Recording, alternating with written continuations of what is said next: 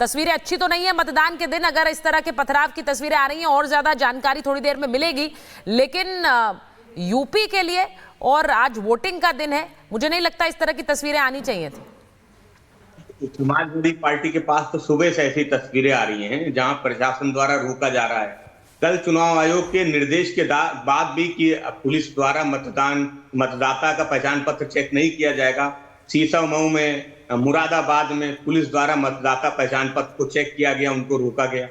तो विपरीत परिस्थितियों में समाजवादी पार्टी इस चुनाव को लड़ रही है, लेकिन जनता जब भारतीय जनता पार्टी के खिलाफ है, जनता जब समाजवादी पार्टी के साथ है, तो हमें भरोसा है उत्तर प्रदेश की जनता पे कि ये जैसी भी परिस्थितियां हों, चाहे प्रशासन के दम पे भारतीय जनता पार्टी थोड़ा बहुत डिस्टर्ब करने का प्रयास करे, लेकिन उसके बाद भी समाजवादी पार्टी इस चुनाव को जीतेगी। साहब, अभी तो खबर भी नहीं आई, आपने सोच लिया कि ये वहां पर डिसरप्शन हो रहा है, आपने आप उसको अपना ही एंगल दे दिया, अभी तो पता भी नहीं चला वहां पर भीड़ ने कुछ पथराव किया है, पुलिसकर्मी वहां लगाए गए हैं, इसी वजह से पुलिसकर्मी तैनात रहते हैं।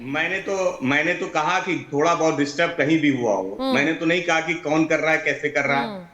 मैं तो इस बात को कह रहा हूं कि थोड़ा बहुत जहां कहीं भी हो रहा है, ठीक है, लेकिन उसके बाद भी विपरीत परिस्थितियों में भी समाजवादी पार्टी इस चुनाव को जीतेगी। ठीक है, इस पर और चर्चा हम करेंगे और तस्वीरें भी लगातार सामने आ रही है। जरा महाराष्ट्र का रुख कर लेते हैं, जहां देवेंद्र फडणवीस वोटिंग करने पहुंचे हुए हैं। देखिए, देवेंद्र फडणवीस ने भी कहा था कि उन्हें मुख्यमंत्री पद की ऐसी लालसा नहीं, ये हमने महायुति में देखा कि किसी को ऐसी लालसा नहीं दिखाई दी मुख्यमंत्री पद को लेकर, चाहे अजित पवार हो, चाहे शिंदे हो, चाहे देवेंद्र फडणवीस हो, डिप्टी सीएम है, मुख्यमंत्री भी रह चुके हैं, वोट उन्होंने अभी दिया है और अब वो ये तस्वीरें आपको दिखा रहे हैं, वोट डालने पहुंचे और लगातार लोगों से वोट डालने की अपील भी की जा रही है। फिल्म स्टार्स भी पहुंच रहे हैं, तमाम बड़े चेहरे पहुंच रहे हैं। महाराष्ट्र का चुनाव बहुत निर्णायक इस बार, जो एक कंडीशंस हैं वो बिल्कुल अलग तरह की हैं। दो तस्वीरें हम दिखा रहे हैं, नितिन गडकरी जहां वोट देने पहुंचे और वहीं देवेंद्र फडणवीस। और इस बार का महाराष्ट्र का विधानसभा चुनाव पिछली बार के चुनाव से बिल्कुल अलग है, क्योंकि पिछले चुनाव में उद्धव ठाकरे के साथ मिलकर भारतीय जनता पार्टी ने चुनाव लड़ा था। हालांकि 2.5 साल के फॉर्मूले को बताकर उद्धव ठाकरे अलग हो गए थे और कांग्रेस के साथ मिलकर सरकार बना ली थी। लेकिन 2022 में जो कुछ हुआ महाराष्ट्र में, उनके कई विधायक अलग हुए और उसके बाद एकनाथ शिंदे के साथ एकनाथ शिंदे मुख्यमंत्री बने महाराष्ट्र के। और उसके बाद से लगातार वो ये बात कहते रहे हैं, संदेश जनता को देते रहे हैं कि पद की कोई लालसा नहीं है, वो जनता के लिए काम करना चाहते हैं और आने वाले समय में अगर जनता एक बार फिर से भरोसा जताती है तो वो महाराष्ट्र के विकास के लिए, महाराष्ट्र की जनता के लिए किसी भी पद पर विधायक रहते हुए भी, एक आम व्यक्ति रहते हुए भी महाराष्ट्र की जनता के लिए काम करते रहेंगे। और यही संदेश लगातार बीजेपी के नेताओं की ओर से, अजित पवार की ओर से भी दिया गया। ये तस्वीर आपको दिखा रहा है इस वक्त देवेंद्र फडणवीस उप मुख्यमंत्री महाराष्ट्र के, जो इस वक्त मतदान करने के लिए परिवार के साथ पहुंचे हुए हैं। और सुबह से ऐसी तस्वीरें सामने आ रही हैं। ये तस्वीर दिखाने का मकसद सिर्फ ये सुचरिता कि लोग भी घर से बाहर निकले और मतदान ज्यादा से ज्यादा करें।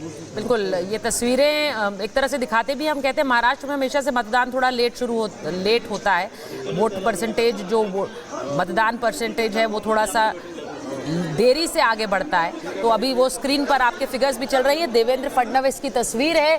देवेंद्र फडणवीस ने भी पूरी ताकत झोंकी है इस चुनाव में। वो जानते हैं कि महाविकास आघाड़ी के सामने महायुति की एक निर्णायक लड़ाई है और अगर महायुति सत्ता में वापस आती है तो देवेंद्र फडणवीस का कद क्या होगा। क्या देवेंद्र फडणवीस इस बार मुख्यमंत्री पद के दावेदार हैं? क्योंकि बहुत से लोग बीजेपी में ये मानते हैं, पिछली बार जब सरकार बनी एकनाथ शिंदे के साथ मिलकर, तो एकनाथ शिंदे चेहरा थे, वो शिवसेना छोड़कर आ रहे थे, अपने साथ बहुत सारे विधायक भी ला रहे थे। लेकिन इस बार अगर सरकार बनती है तो क्या गणित होगा, इसके बारे में भी सोचिए। लोकशाहीचा उत्सव चाललेला आहे, या उत्सवामध्ये मतदान हा केवळ आपला हक्क नाही आहे, ते आपलं कर्तव्य देखील आहे, तो आपला अधिकार देखील आहे। आणि म्हणून माझ्या कुटुंबासकट मी आज मतदान केलेलं आहे आणि महाराष्ट्रातील तमाम बंधू भगिनींना, आमच्या लाडक्या बहिणींना, लाडक्या भावांना, सगळ्यांना माझी विनंती आहे, सर्वांनी मतदान करा। लोकशाहीमध्ये आपण सरकारकडनं अपेक्षा ठेवतो, त्या अपेक्षा ठेवत असताना जो मतदान करतो त्याला जास्त अपेक्षा ठेवण्याचा अधिकार आहे। त्यामुळे आपल्या सरकारकडनं आपल्या अपेक्षा पूर्ण करण्याकरता सर्वांनी भरभरून मतदान करावं अशी माझी सगळ्यांना विनंती। मतदारांमध्ये एक वेगळा उत्साह पाहायला मिळतो, पुढे जसं बोललं तर टक्का वाढेल, कशा प्रकारे बघता तुम्ही? मला निश्चितपणे वाटतं याचं कारण एकतर लोकसभेमध्ये याद्यांमध्ये मोठ्या प्रमाणात घोळ होता, काही प्रमाणात तो कमी झालेला आहे. दुसरं, लोकसभेच्या वेळी वोटिंगची सिस्टीम ही अत्यंत स्लो होती, ज्याच्या तक्रारीनंतर आम्ही केल्या. त्यामुळे आता सिस्टीममध्ये देखील इम्प्रूव्हमेंट करण्यात आलेली आहे. आणि सगळ्यात महत्त्वाचं, लोकसभेसारखं रणरणत ऊन हे आत्ता आज नाही आहे.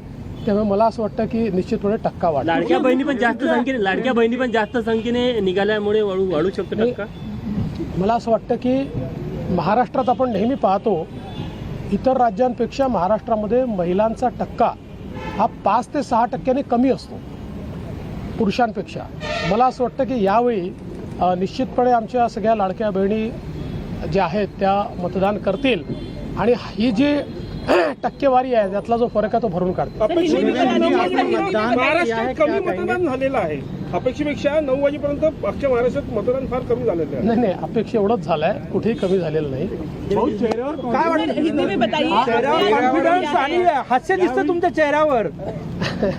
नाही, हास्य म्हणजे जनतेचं प्रेम जेव्हा मिळतं तेव्हा चेहऱ्यावर हास्य असतं. ते प्रेम मिळताना दिसतंय म्हणून चेहऱ्यावर हास्य आहे. काही घटना घडल्या राज्यामध्ये, अनिल देशमुखांची घटना असेल, इतर भागामध्ये घटना असेल, कशा प्रकारे बघता, काय वाटतं तुम्हाला? बहुत बहुत बधाई. भाऊ, ज्या घटना घडल्या त्यावरनं काय अनेक उमेदवारांनी काही प्रयत्न केले. तो तस्वीरें आपको दिखा रहे हैं जहां परिवार के साथ डिप्टी सीएम देवेंद्र फडणवीस ने भी वोट किया है और लोगों से वो अपील करते भी दिखाई दिए. इस बीच बड़ी खबर आ रही है मुरादाबाद से, जहां आपको बताएं दरअसल हंगामे की खबर मिल रही है. मुरादाबाद में सपा प्रत्याशी और पुलिस में बहस हो गई है. मुरादाबाद के डीएम आरोपों को खारिज कर रहे हैं. शांतिपूर्ण तरीके से मतदान हो रहा है, ये डीएम की तरफ से कहा गया. लेकिन इस बीच तस्वीरें सामने आई हैं जहां मुरादाबाद में समाजवादी पार्टी के प्रत्याशी और पुलिस के बीच बहस हुई है. तो ये तस्वीरें और ये खबरें यूपी से आ रही हैं. पहले मीरापुर सीट से, उसके बाद अब यहाँ प्रत्याशी की बहस पुलिस से हुई है. हमारे साथ चंद्र प्रकाश जी आ गए हैं, प्रेम कुमार जी स्टूडियो में हैं, हमारे साथ धनंजय गिरी जी बने हुए हैं. धनंजय जी, एक बार जरा जो आरोप लगाए गए हैं, अखिलेश जी लगातार ट्वीट भी कर रहे हैं और वो कह रहे हैं कि लोगों को रोका जा रहा है, लोगों को वोट नहीं डालने दिया जा रहा है. ये शिकायतें लगातार वो जारी, और इस बार तो वो वीडियो के साथ डाल रहे हैं. देखिए, ऐसा है ना कि समाजवादी पार्टी हार की हताशा में है और लगातार जो इनको फीडबैक मिल रहे हैं, समाजवाद बुर्कावाद में कन्वर्ट हो जाएगा. गिरी साहब, माफ कीजिएगा, आपको रोक रहे हैं. संबित पात्रा प्रेस कॉन्फ्रेंस कर रहे हैं, सीधे पहले प्रेस कॉन्फ्रेंस में लिए चल रहे हैं. खुलासा हुआ है, ऐसा प्रतीत होता है मानो 235 करोड़ के आसपास का विषय है. पूरा विषय आप सब जानते हैं, विदित है, मगर फिर भी बहुत ही साधारण शब्दों में मैं इसे यहां समझाना चाहूंगा. एक गंभीर मामला है और स्वाभाविक रूप से न केवल महाराष्ट्र के लोग अपितु पूरे भारतवर्ष के लोग, झारखंड के भी लोग इस विषय को समझना चाहिए. बिटकॉइन, क्रिप्टो करेंसी, ये बहुत ही भारी शब्द होते हैं, तो कई बार समझने में भी दिक्कत होती है. मैं इसको बहुत ही साधारण तरीके से समझाऊंगा कि आखिरकार कांग्रेस पार्टी के अध्यक्ष राहुल गांधी के कहने पर उनके महाराष्ट्र के अध्यक्ष किस प्रकार से गबन कर रहे थे, और ठीक उसी प्रकार एनसीपी शरद पवार जी की गुट के दल की नेता और बारामती की एमपी सुप्रिया सुले जी ने भी किस प्रकार से गबन किया है. इसमें कई किरदार हैं, मगर मुख्य किरदार जिनके आधार पर ये सारी बातें आज हम कर पा रहे हैं, उनका नाम रविंद्रनाथ पाटिल है. RN पाटिल. कौन है ये रविंद्रनाथ पाटिल? ये रविंद्रनाथ पाटिल, RN पाटिल एक 2004 बैच के IPS ऑफिसर है. ये IPS ऑफिसर थे और इन्होंने 2010 में IPS छोड़ करके एक कॉरपोरेट सेक्टर में ज्वाइन किया, KPMG में ज्वाइन किया, और वहां बकायदा एक साइबर एक्सपर्ट के रूप में उन्होंने काम किया. 2018 में महाराष्ट्र में एक क्रिप्टो करेंसी साइबर फ्रॉड, ये जो क्रिप्टो करेंसी होता है उसका एक बहुत बड़ा फ्रॉड हुआ. उस फ्रॉड में इन्वेस्टिगेशन के लिए उस समय इस व्यक्ति को, जिनका नाम रविंद्रनाथ पाटिल है और उस समय IPS छोड़ करके वो KPMG में थे, उनको एक साइबर एक्सपर्ट के रूप में लगाया गया कि आप इन्वेस्टिगेशन करिए आखिर क्या हुआ है। बाद में 2018 के इस इन्वेस्टिगेशन में ऐसा हुआ कि 2022 में ये खुद अरेस्ट हो गए, रविंद्रनाथ पाटिल जो थे, कि कहीं ना कहीं ये जो क्रिप्टो